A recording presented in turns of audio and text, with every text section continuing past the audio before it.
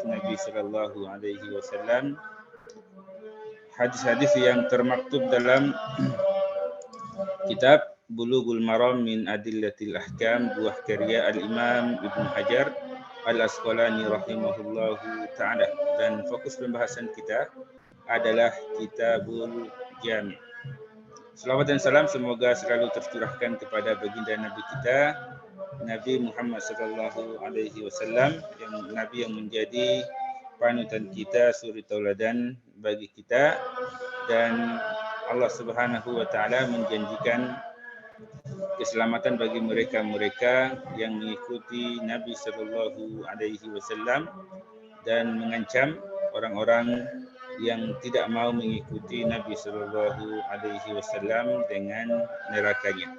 Semoga kita termasuk hamba-hamba Allah Subhanahu wa taala yang istiqamah mengikuti sunnah-sunnah beliau sallallahu alaihi wasallam hingga ajal menjemput kita.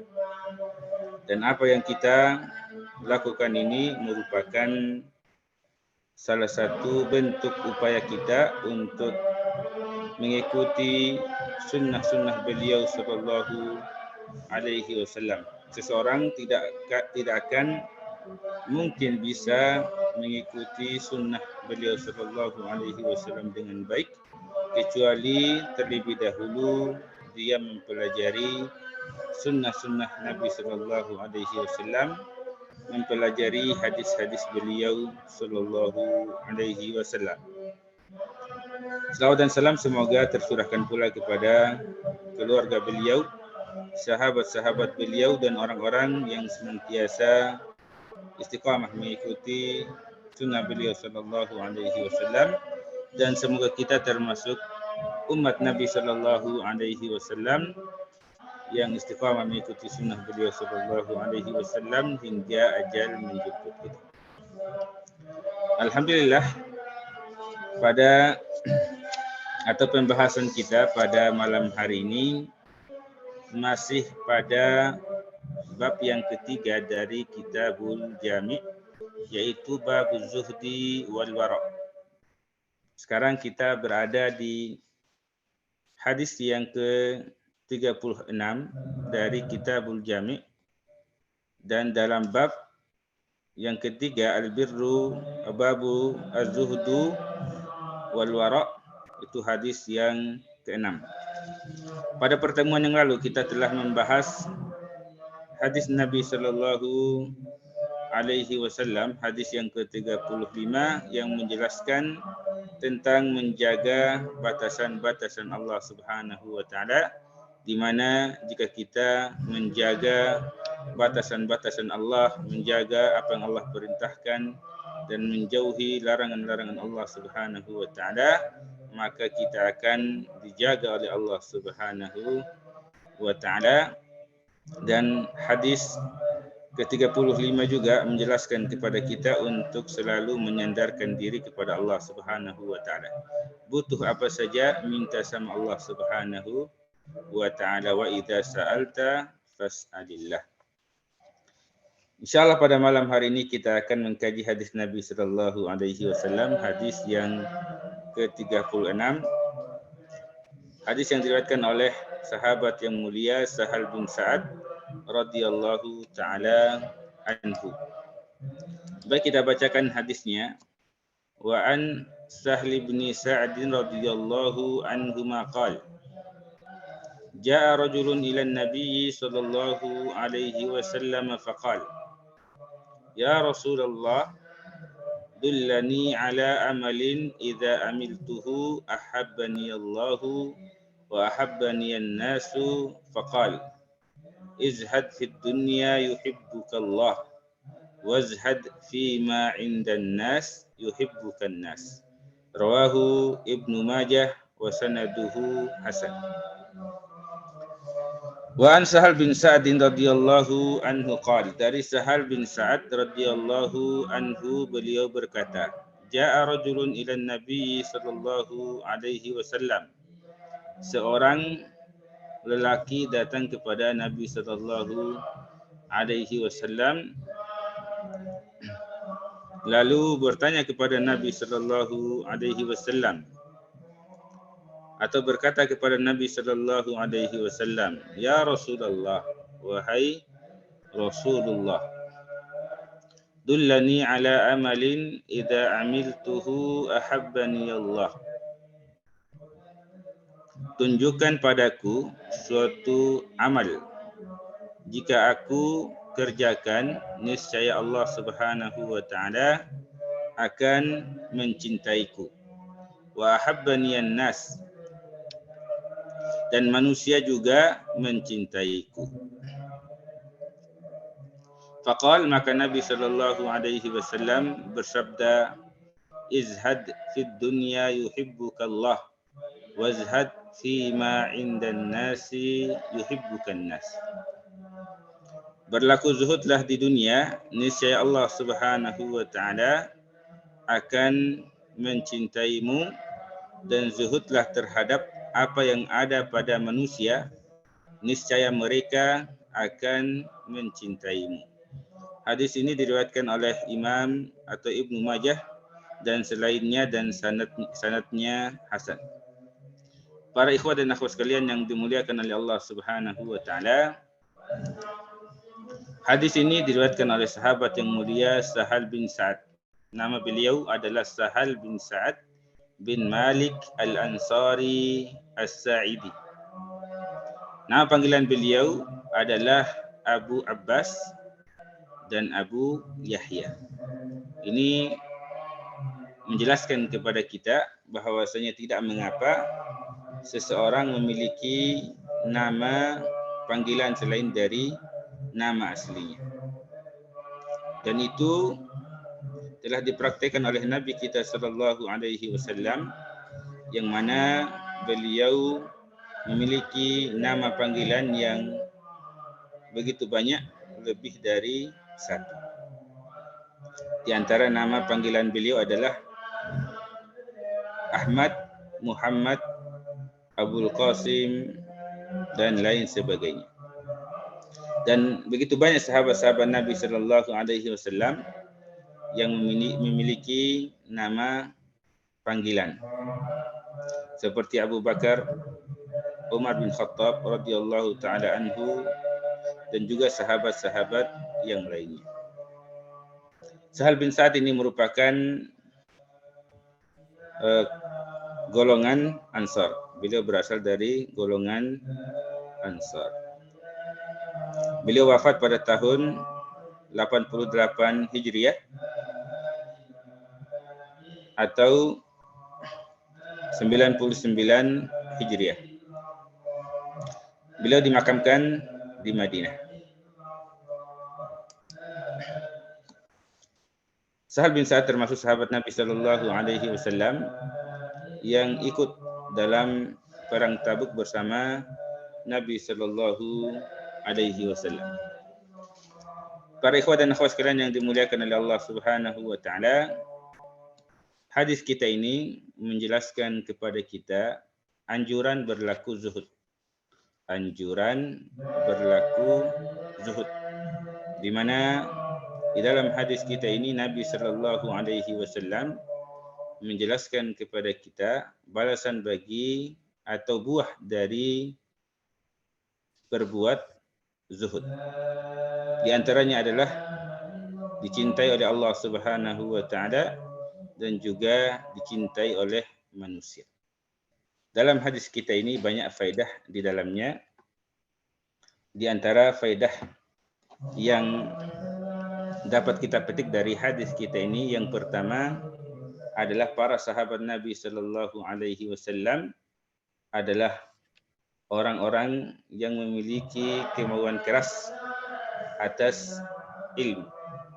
Hal itu terbukti dari hadis kita ini, yang mana seorang sahabat Nabi sallallahu alaihi wasallam datang kepada Nabi sallallahu alaihi wasallam, dan di antara yang menunjukkan atau indikator kemauan keras para sahabat Nabi sallallahu alaihi wasallam dalam menuntut ilmu adalah pertanyaan yang diungkapkan oleh sahabat Nabi sallallahu alaihi wasallam yaitu dullani ala amalin, tunjukkanlah kepadaku suatu amalan. Pertanyaan, untuk memperoleh ilmu tidaklah keluar dari mulut seseorang kecuali orang tersebut pasti memiliki kemauan atas ilmu.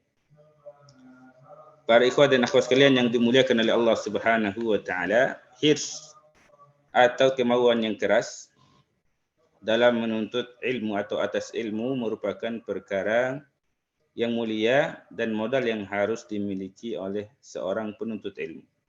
Kalau seorang penuntut ilmu tidak memiliki hirs, tidak memiliki kemauan dalam menuntut ilmu, maka dia tidak akan mendapatkan ilmu tersebut.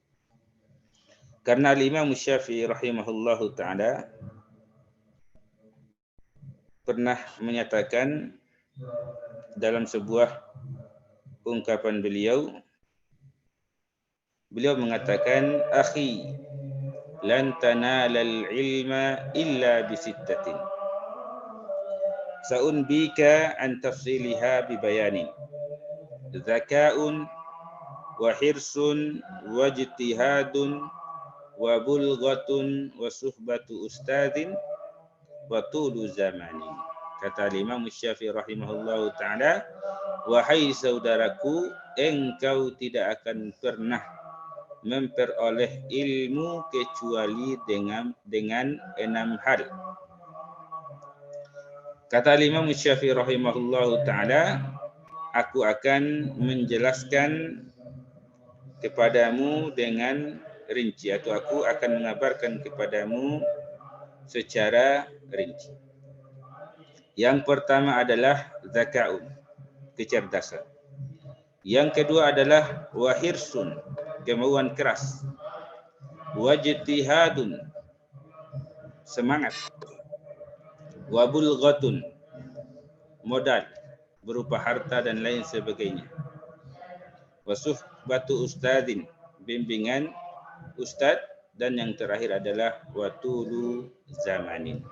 Jadi kemauan keras atas ilmu merupakan modal yang sangat penting dimiliki oleh seorang penuntut ilmu jika ingin mendapatkan ilmu.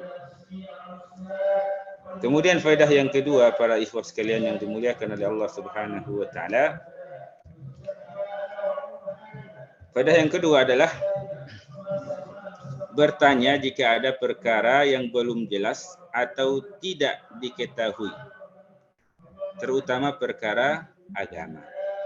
Sahabat Nabi sallallahu alaihi wasallam, jika mereka tidak memahami suatu perkara, terutama perkara agama, mereka menanyakan kepada baginda Nabi sallallahu alaihi wasallam, sebagaimana yang dilakukan oleh salah seorang sahabat Nabi sallallahu alaihi wasallam dalam hadis kita ini, yang mana beliau datang kepada Nabi lalu menanyakan suatu ilmu kepada Nabi sallallahu alaihi wasallam. Lalu Nabi sallallahu alaihi wasallam pun menjawab pertanyaan beliau. Dan ingat para ikhwah dan akhwat sekalian, bahwasanya dengan bertanya kita akan mendapatkan ilmu. Sebagaimana dalam sebuah ungkapan dikatakan, miftahu al-ilmi as-su'al. Kunci untuk mendapatkan ilmu itu adalah dengan bertanya. Dan menanyakan ilmu merupakan perkara yang diperintahkan oleh Allah Subhanahu wa taala di dalam Al-Qur'anul Karim. Allah Subhanahu wa taala berfirman dalam surah An-Nahl ayat 43, fas'alu ahla dzikri in kuntum la ta'lamun. Maka bertanyalah kepada ahli-ahlinya jika kalian tidak mengetahui. Jadi saat kita tidak mengetahui sesuatu, terutama dalam perkara agama kita, maka hendaknya kita menanyakan kepada ahlinya. Dan itu telah dipraktikkan oleh para sahabat Nabi sallallahu alaihi wasallam, yang mana ketika mereka belum memahami suatu perkara, maka mereka langsung menanyakan kepada baginda Nabi sallallahu alaihi wasallam. Sungguh banyak ayat-ayat dalam Al-Qur'anul Karim yang menggambarkan hal tersebut. Di antaranya adalah firman Allah Subhanahu wa taala dalam Quran surah Al-Anfal ayat pertama, yas'alunaka 'anil anfal. Mereka bertanya kepadamu tentang harta rampasan. Dan juga firman Allah Subhanahu wa taala, yas'alunaka 'anil mahid. Yas'alunaka 'anil mahid. Para ikhwah dan akhwat sekalian yang dimuliakan oleh Allah Subhanahu wa taala, ketika kita tidak mengetahui suatu perkara maka hendaklah kita bertanya. Dan jangan pernah malu menanyakan ilmu kepada ahlinya. Jangan pernah malu menanyakan ilmu kepada ahlinya. Orang yang malu dalam perkara ilmu, maka dia tidak akan mendapatkan ilmu. Memang malu merupakan sebagian dari iman, sebagaimana sabda Nabi sallallahu alaihi wasallam, al-haya'u minal iman. Malu itu adalah bagian dari iman. Dan Nabi sallallahu alaihi wasallam pernah menegur sahabatnya yang memberi nasihat kepada saudaranya yang pemalu untuk tidak malu. Nabi sallallahu alaihi wasallam menegur untuk membiarkan sahabat tersebut dalam sifat tersebut, karena sifat malu merupakan perkara yang di dalam satu sisi atau akan mendatangkan kebaikan bagi pemiliknya. Namun perlu diingat, dalam perkara ilmu tidak boleh seorang malu dalam menuntut ilmu. Al-Imam Al-Bukhari rahimahullahu ta'ala menyebutkan satu bab yang menjelaskan kepada kita bahwasanya dalam atau malu dalam perkara ilmu itu merupakan suatu hal yang tidak dibolehkan. Al-Imam Al-Bukhari rahimahullahu ta'ala mengatakan, bab al-haya'u fil ilmi. Bab malu yang berkaitan dengan ilmu. Beliau rahimahullahu ta'ala menyebut perkataan seorang ulama yang bernama Mujahid. Mujahid mengatakan, la yata'allamul ilma mustahyin wala mustakbir. Tidak akan pernah belajar orang yang malu dan orang yang sombong. Artinya, orang yang malu dan sombong tidak akan mendapatkan ilmu. Dan Ummul Mukminin Aisyah radhiyallahu taala anha, beliau mengatakan, ni'man nisa'u al-ansar, lam yamna'hunna al-haya'u an yatafaqqahna fid din. Sebaik-baik perempuan adalah perempuan Ansar. Yang bagaimana sifat mereka? Mengapa mereka disifati dengan sebaik-baik perempuan? Ummul Mukminin Aisyah radhiyallahu taala anha mengatakan, sifat mereka adalah lam yamna'hunna al-haya'u an yatafaqqahna fid din. Jadi sifat malu itu tidak menghalangi mereka untuk mengkaji atau mendalami agama Allah Subhanahu wa taala. Lalu bagaimana jika muncul rasa malu dalam diri kita untuk menanyakan suatu ilmu? Apa yang harus kita lakukan? Kalau kondisi kita seperti itu, maka jawabannya adalah sebagaimana riwayat yang diriwayatkan oleh Ali bin Abi Thalib radhiyallahu taala anhu, yang mana beliau mengatakan, kuntu rajulan madza'an fastahyaitu an as'ala Rasulullah sallallahu alaihi wasallam limakan ibnatihi minni fa amartu al-Miqdad ibn al-Aswadi fasa'alahu faqala yaghsil dzakarahu wa yatawadda. Dari Ali radhiyallahu taala anhu, beliau mengatakan, aku adalah seorang lelaki yang sering keluar madhi. Maka beliau mengatakan, fastahyaitu an as'ada Rasulullah, maka aku malu bertanya kepada Nabi sallallahu alaihi wasallam. Karena istri Ali radhiyallahu taala anhu merupakan anak dari atau putri dari Rasulullah sallallahu alaihi wasallam, yaitu Fatimah. Itulah yang menjadi atau yang membuat beliau malu untuk bertanya langsung kepada Nabi sallallahu alaihi wasallam. Maka dalam kondisi seperti itu, apa yang dilakukan oleh Ali radhiyallahu taala anhu? Beliau mewakilkan pertanyaannya itu kepada sahabatnya yang bernama Al-Miqdad bin Al-Aswad. Maka Al-Aswad pun menanyakan permasalahan itu kepada Nabi sallallahu alaihi wasallam, maka Nabi sallallahu alaihi wasallam pun memberi jawaban, yaghsil dzakarahu wa yatawadda. Maka hendaklah dia mencuci kemaluannya dan kemudian berwudu. Jadi dalam perkara ilmu tidak boleh seorang malu. Kalau sifat malunya masih ada dalam hatinya, maka hendaknya sifat tersebut tidak menghalanginya untuk menanyakan ilmu kepada ahlinya. Dan solusinya adalah dengan menitipkan pertanyaan kepada saudara atau saudari kita. Inilah beberapa faedah yang bisa kita petik dari hadis kita yang mulia ini, dan insya Allah untuk pembahasan faedah-faedah yang lainnya dari hadis kita ini, insya Allah kita akan bahas pada pekan yang akan datang. Hadanallahu wa iyyakum ajma'in. Lebih dan kurangnya mohon dimaafkan. Apa-apa yang benar datangnya dari Allah Subhanahu wa taala, apa yang salah dan keliru itu datangnya dari diri saya pribadi, dan saya memohon ampun kepada Allah Subhanahu wa taala atas segala kekhilafan, kekeliruan ataupun kesalahan di dalamnya. Astagfirullah, astagfirullah. Saya tutup dengan membaca doa kafaratul majlis. Subhanakallahumma wa bihamdika asyhadu an la ilaha illa anta astaghfiruka wa atubu ilaik. Wa akhiru da'wana alhamdulillahi rabbil alamin. Wassalamu alaikum warahmatullahi wabarakatuh.